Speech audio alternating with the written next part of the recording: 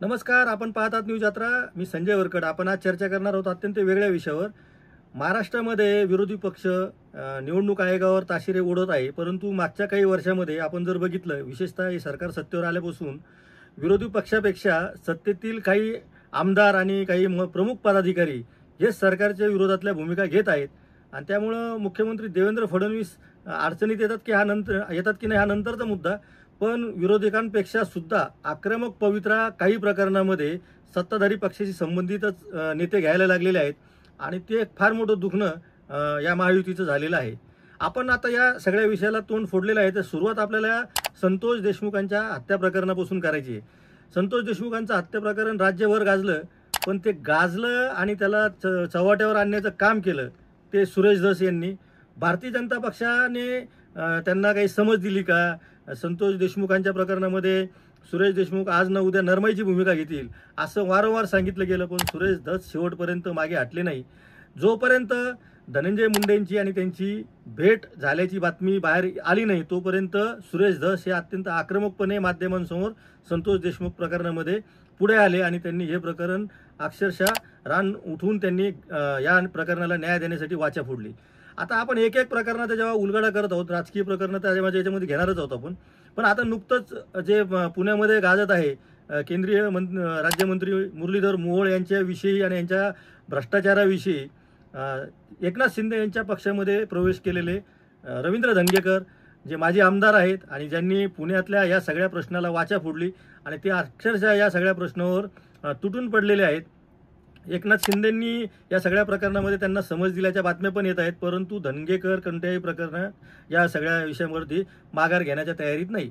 या सगळ्या प्रकरणामध्ये मुख्यमंत्री देवेंद्र फडणवीस यांनी सुद्धा प्रतिक्रिया दिलेली आहे की धंगेकराच्या बाबतीमध्ये एकनाथ शिंदे काय आहे ते बघून घेतील आणि त्यांना समज देतील. विशेषतः एकनाथ शिंदेंनी पण असं सांगितलं की आम्ही धनगेकरांना समज दिलेली आहे आणि ते या सगळ्या प्रकरणामध्ये आता एका अर्थाने शांत होतील असं त्यांचं म्हणणं आहे. परंतु एकनाथ शिंदेंच्या या विधानानंतर धंगेकर ऐकतील ते कसे, मग त्यांनी सरळ नरेंद्र मोदींना एक पत्र लिहिलं आणि मुरलीधर मोहोळांचा राजीनामा घ्यावा अशी मागणी केली. त्यामुळं हे एक प्रकरण आहे. याचा आता विस्ताराने कारण मीमांसा आपल्याला करायची आहे, पण ती आपण पुढच्या व्हिडिओत करू. पण आपण आता समजून घेऊया की अंतर्गत जो कलह किंवा संघर्ष आहे त्याला आपण म्हणूया, कलह म्हणणं चुकीचं आहे, पण अंतर्गत संघर्ष करण्याची वेळ वेगवेगळ्या ठिकाणी सत्ताधारी पक्षातल्या आघाडीतल्या पक्षावर पण येत आहे. पक्षातलेच काही भाजपचे नेतेही करत आहेत. यावर आता देवेंद्र फडणवीस कसा अंकुश ठेवणार आहे हा खरा प्रश्न आहे. तिसरं जे प्रकरण आहे ते आहे पुण्यातलंच. पुण्यामध्ये नमाज पठण करतानाचा शनिवारवाड्यातला कथित व्हिडिओ खूप व्हायरल झाला.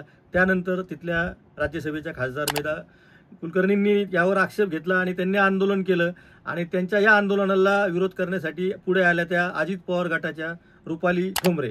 आता रुपाली ठोंबरेंनी इतकी कडक भूमिका घेतली की त्यांना सरळ प्रश्न विचारला की तुमची वैयक्तिक भूमिका आहे की तुमच्या पक्षाची भूमिका आहे. त्यावेळेस त्यांनी आपल्या गळ्यात असलेला राष्ट्रवादी काँग्रेस पक्षाचा जो ब्रँड रुमाल असतो तो दाखवला आणि त्यांनी सांगितलं की ही पक्षाची अधिकृत भूमिका आहे, आम्ही यांच्या विरुद्ध आंदोलन करत राहणार आहोत.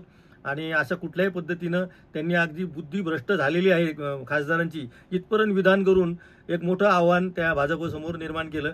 या प्रकरणामध्ये पण अजित पवार काहीतरी करतील आणि रुपाली ठोंबरे शांत होतील असं चर्चा सुरू झालेली आहे. पण रुपाली ठोंबरे सुद्धा काही केल्या थांबत नव्हत्या. त्यामुळं एका बाजूनं विरोधक आक्रमक पवित्रा घेण्याच्या तयारीत आहेत. ते कधीतरी आक्रमक पवित्रा घेतील अशी चर्चा केली जाते. विशेषतः बोगस मतदारांच्या नोंदणीच्या बाबतीमध्ये, ती नावं वगळण्याच्या बाबतीमध्ये विरोधक काहीतरी आखणी करत आहेत. परंतु वेगवेगळ्या ठिकाणी जी आत्ता आपण उदाहरणं देत आहोत तिथं स्वपक्षाचेच लोक तुटून पडत आहेत. आता हेच उदाहरण घ्या ना की बोगस मतदारांचा जेव्हा विषय निघाला तर त्याच्यामध्ये विरोधक जेव्हा आरोप करत होते त्या आरोपाला पुष्टी देण्यासाठी जे पुढे आले त्यामध्ये अजित पवार गटाचेच आत्ता जे गटात आहेत ते सतीश चव्हाण पुढे आले. त्यांनी त्यांच्या मतदारसंघामध्ये 33,000 बोगस मतदार असल्याची माहिती दिली. संजय गायकवाड जे एकनाथ शिंदेच्या गटात आहे त्यांनी सुद्धा अशाच पद्धतीचा आरोप करून निवडणूक आयोगाला धारेवर धरलं आणि भारतीय जनता पक्षामध्ये असलेल्या मंदा म्हात्रेंनी सुद्धा त्याला दुजोरा दिला. त्यामुळे एका बाजूने विरोधक आपल्यावर टीका करत असताना काही आपल्यातले पक्षातलेच लोक जेव्हा वेगवेगळे मुद्दे उचलतात, अर्थात या सगळ्या विषयाची एकमेकांशी तुलना होऊ शकत नाही हे मी आधीच नमूद करतो. त्याच्यामुळं हे सगळी प्रकरणं वेगळी. त्यातल्या त्यात संतोष देशमुखांचं प्रकरण हे या सगळ्या प्रकरणामध्ये अत्यंत वेगळं प्रकरण आहे. संतोष देशमुख हत्या प्रकरणामध्ये गुन्हेगारांना शासनच झालं पाहिजे ही न्यूज यात्राची भूमिका आहे. त्यामुळे त्या प्रकरणाचे इथं आम्ही फक्त यासाठी केली की विरोधकांनी सुद्धा या प्रकरणामध्ये जितकं आक्रमक धोरण घ्यायला पाहिजे होतं त्यापेक्षा जास्त आक्रमकपणे हा मुद्दा सुरेश धस यांनी लावला हे सांगण्यासाठी तो मुद्दा इथं घेतलेला आहे. इतर प्रकरणामध्ये सुद्धा आपण जर बघितलं असेल की पुण्याच्या प्रकरणामध्ये पण रुपाली ठोंबरेंनी ज्या प्रकारे तुटून या सगळ्या प्रश्नावर पडलेला आहे तसं विरोध इतरांनी केलेला दिसत नाही. त्यामुळं मुरलीधर मोहोळांचं प्रकरण असेल, मेधा कुलकर्णींचं प्रकरण असेल किंवा संतोष देशमुखांचं हत्या प्रकरण असेल हे फार महत्त्वाचे विषय आहेत. दुसरं बोगस मतदारांच्या संदर्भामध्ये आपण जे आत्ता उदाहरण दिलेलं आहे तर त्याच्यामध्ये आत्ता विरोधक सत्ताधारी पक्षांचेच नेते आणि काही लोक दुजारा देत आहेत. त्याचा आधार घेऊन पुढं काही पाऊल टाकतील का आता यावर सुद्धा आता आपल्याला लक्ष ठेवायचं आहे. बाकी इतर ठिकाणी सुद्धा अंतर्गत कुरबुरी खूप ठिकाणी सुरू आहेत. विशेषतः ठाण्यामध्ये गणेश नाईकांचा आणि त्यांचा भारतीय जनता पक्षाचीच लोकांची आता संघर्ष सुरू झालेला आहे.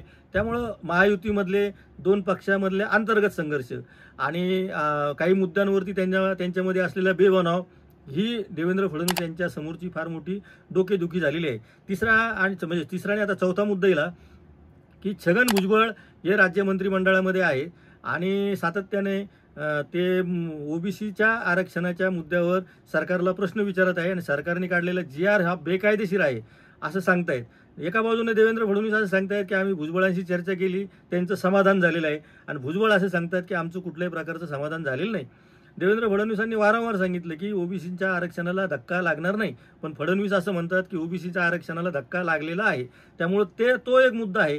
आता ओबीसी आरक्षणाच्या मुद्द्यावर भुजबळांनी काय भूमिका घ्यायची काय नाही हा त्यांचा वैयक्तिक विषय आहे. पण सरकारमध्ये असताना सरकारचा एक मंत्री जेव्हा विरोधात जाऊन भूमिका घेतो आणि त्याच्यावर ठाम असतो त्यावेळेस आता देवेंद्र फडणवीसांना या संदर्भामध्ये आपली भूमिका स्पष्ट करावी लागणार आहे. विशेषतः या सगळ्याच प्रकरणामध्ये देवेंद्र फडणवीसांनी आपापल्या भूमिका प्रत्येक वेळी स्पष्ट केल्या. संतोष देशमुख हत्या प्रकरणातही त्यांनी सांगितलं होतं की सुरेश धस यांनी लावलेला मुद्दा महत्त्वाचा आहे, आम्ही त्यात लक्ष घालतो आणि आम्ही कुठल्याही प्रकारे अन्याय होऊ देणार नाही. त्यांनी संतोष देशमुखांच्या कुटुंबियांशी पण संवाद साधला होता. मेधा कुलकर्णीच्या प्रकरणामध्ये सुद्धा त्यांनी ऑथेंटिक अशी काही कॉमेंट केलेली नसली तरी पडद्यामागून त्यांनी हे सगळं प्रकरण कशा पद्धतीनं हाताळलं हे बघितलं. मुरलीधर मोहोळ यांच्या प्रकरणामध्ये तर त्यांनी स्पष्ट सांगितलं की एकनाथ शिंदे रवींद्र धंगेकरांना समज देतील. भुजबळांच्या प्रकरणात पण त्यांनी असं सांगितलं की भुजबळांना आम्ही सर्व समजून सांगितलं आहे आणि ते आता यापुढे काही आंदोलन करणार नाही. असं सगळं असताना या सगळ्या विषयामध्ये कुठलेही अटकाव झालेला दिसत नाही आणि आरोप प्रत्यारोप हे सुरूच आहे. त्यामुळं अंतर्गत हा जो संघर्ष आहे तो थांबवण्यामध्ये देवेंद्र फडणवीस अपयशी ठरतायत का आणि वेगवेगळ्या आणखीन प्रकरणं येत आहेत. आता एका महिला डॉक्टरच्या आत्महत्येचं प्रकरण येत आहे, त्याचा संबंध सुद्धा गृह खात्याशी येतो आहे. त्यामुळं विरोधक आता देवेंद्र फडणवीसांना या सगळ्या मुद्द्यांवर कॉर्नर करण्याची शक्यता निर्माण झालेली आहे. एकूणच काय तर या आगामी काळामध्ये सुद्धा विरोधकांइतकेच आतले आणि मित्र पक्षाचे आणि स्वतःच्या पक्षातले कोण आक्रमण करण्याच्या तयारीमध्ये आहेत यावर आता आपल्याला लक्ष ठेवावं लागणार आहे.